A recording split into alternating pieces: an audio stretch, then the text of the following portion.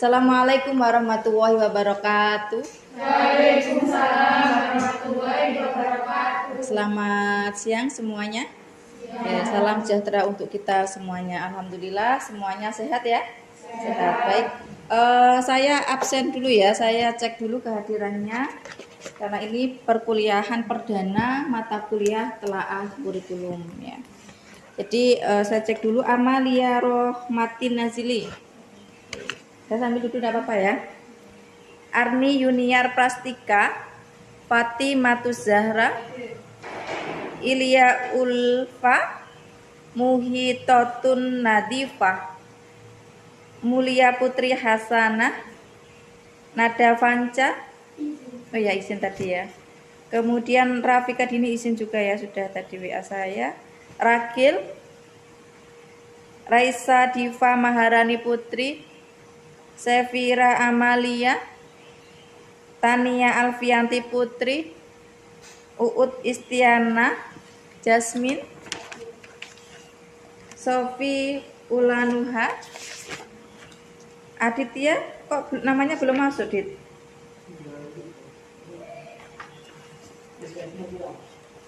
SKS-nya kurang. Oh, berarti memang tidak masuk di mata kuliah telaah kurikulum ini ya?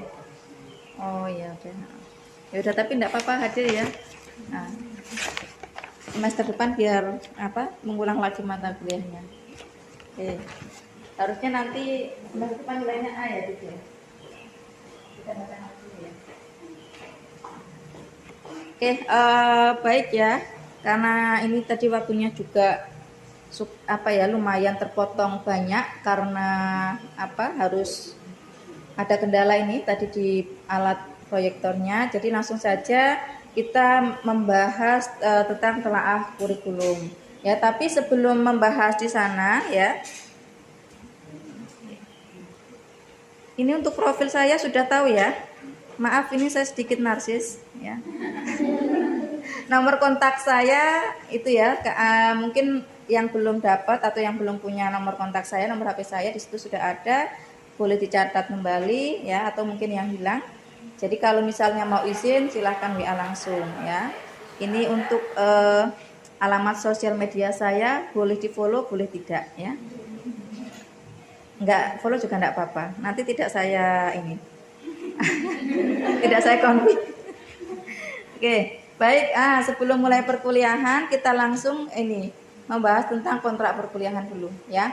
Yang pertama terkait dengan partisipasi ya. Jadi kehadiran teman-teman mahasiswa itu sangat diperhitungkan ya. Minimal berapa? Minimal 80%.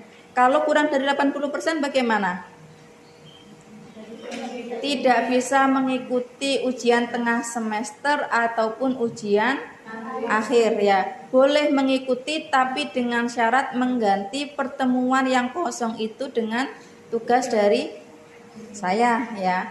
Kalau 80%, misalnya ada 14 kali pertemuan ya kurang lebih kalian harus mengikuti perkuliahan ini 12 kali. Ya. Jadi boleh yang 2 kali izin boleh. Lalu bagaimana kalau misalnya mohon maaf ada sesuatu yang ya tidak bermaksud berdoa ya. Misalnya kecelakaan atau jatuh yang itu memang membutuhkan waktu lama untuk sembuh ya, tidak cukup 1 minggu 2 minggu ya, misalnya harus 1 bulan ya, harus konfirmasi ke dosen. Jadi kan nanti ada toleransi tersendiri begitu ya, paham? Nah itu terkait dengan partisipasi. Kemudian yang kedua itu tentang tugas ya. Tugas dari saya itu ada tugas perorangan dan juga tugas individu individu dan kelompok ya.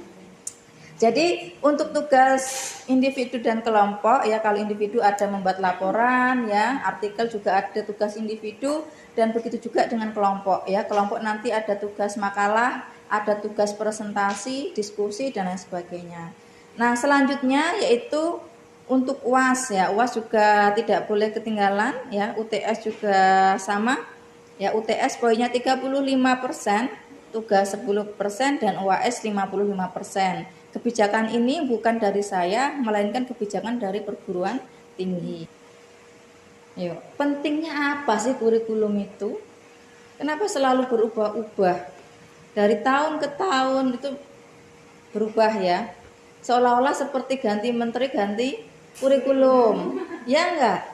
Sekarang menterinya Pak Nadiem ganti kurikulum menjadi Merdeka Belajar. Sebelumnya menterinya Pak siapa? Anies Baswedan, jadi kurikulum 13. Ya.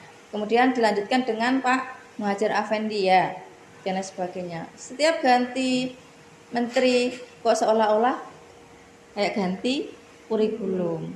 Ada apa? Kenapa kok enggak bisa dari dulu sampai sekarang sama satu aja kurikulumnya? Kenapa? Ya, ini sudah kasus yang ini ya, pembicaraan yang sudah dari dulu seperti itu, tapi tidak ada solusinya. Kira-kira kurikulum yang tepat itu seperti apa sih sehingga tidak perlu gonta-ganti kurikulum begitu? Atau memang ganti kurikulum itu sebuah kewajiban ya? Menteri baru, kurikulum baru. Yang apa enggak? Gimana? Ada yang mau berpendapat dengan kasus yang terjadi saat ini ya? Menteri baru, kurikulum baru. Atau memang betul seperti itu, atau ada alasan sendiri? Oke, ya silakan Mbak. Ya. Kalau menurut saya, kenapa kok setiap ganti menteri itu ganti kurikulum? Karena mungkin tugas dari menterinya itu karena kan mengevaluasi kurikulum sebelumnya, mungkin ada yang kurang sesuai atau sudah dijalankan tapi hasilnya tidak maksimal, dan kemudian kan kita dalam proses pembelajaran juga mengikuti perkembangan zaman. Jadi tidak bisa kalau misalkan kurikulumnya dari dulu sampai sekarang itu sama. Betul, kata kuncinya mengikuti perkembangan zaman atau perkembangan dunia pendidikan. Nah, oke, sebelum masuk lebih lanjut, nah ini ada kuis ya untuk mengetahui ini pemahaman Anda terkait dengan kurikulum. Nah, boleh dibuka HP-nya. Biasanya kan tidak boleh pegang HP toh kalau jam ini. Boleh dibuka. Anda silakan ketik joinmyquizzes.com. Itu ada ini, masukkan kode sudah? Oke. 591652. Sudah ya? Sudah semua? Saya klik kalau sudah semua. Saya mulai.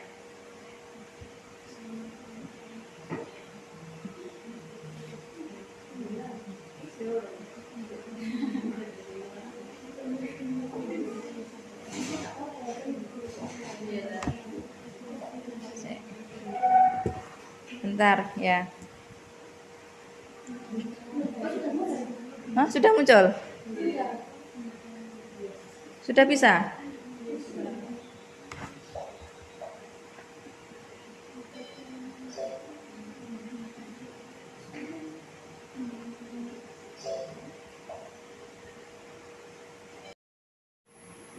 Kita lanjutkan lagi ya, karena adanya sudah selesai. Oke, coba perhatikan yang ada di slide ya, yang ada di depan ya, di PPT di depan.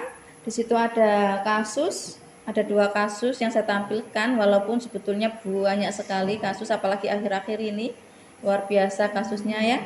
Yang pertama itu ada siswa SD sudah bunuh diri, ya, kemudian kalau tawuran itu udah sering ya, kalau berita tawuran udah sering. Nah ini yang menghebohkan kan siswa SD sudah bunuh diri. Bahkan kemarin baru saja di Mojokerto ada ya bunuh diri juga, masih remaja juga ya.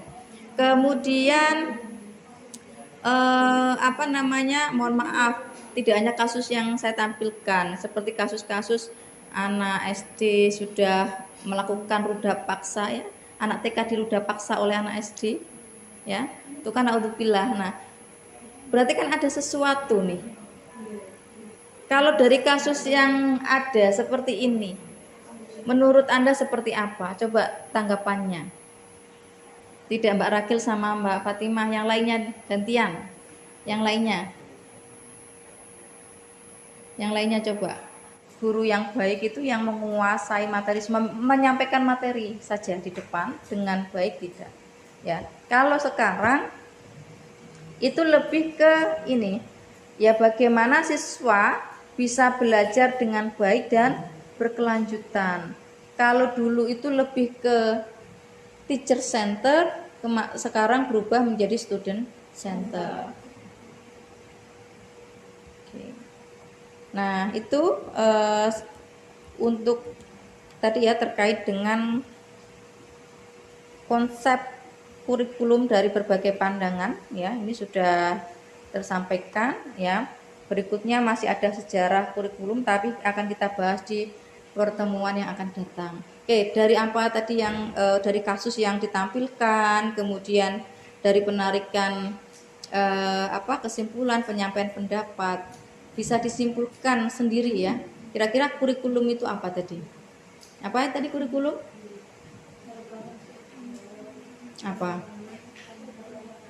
Apa isinya kurikulum, apa coba, apa aja? Apakah hanya materi ajar? Tidak. Apa? Iya, materi ajar masuk juga, terus pengalaman, apalagi? Tujuan pendidikan, apalagi?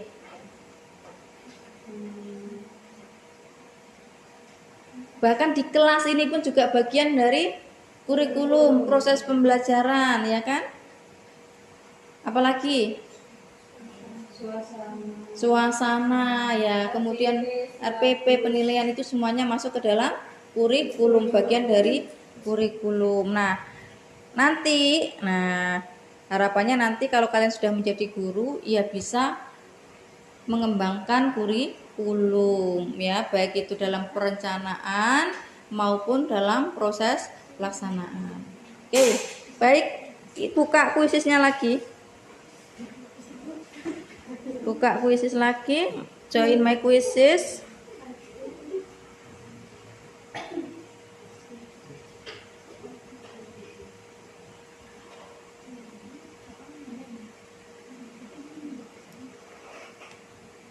Join my quizzes lagi ya.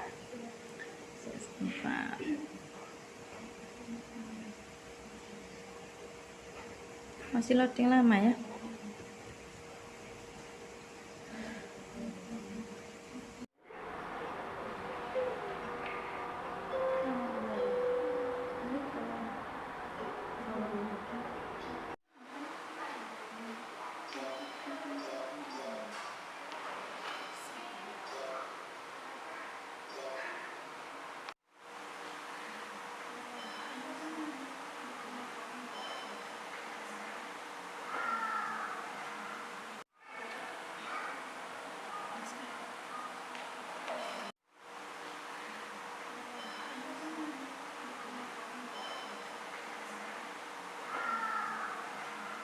Seperti ini. Ini hasilnya udah keluar. Oke, untuk berikutnya ini nanti ada lembar kerja yang harus dikerjakan ya. Nanti saya share ya lembar kerjanya apa, ini seperti ini ya. Ini lembar kerja yang harus dikerjakan.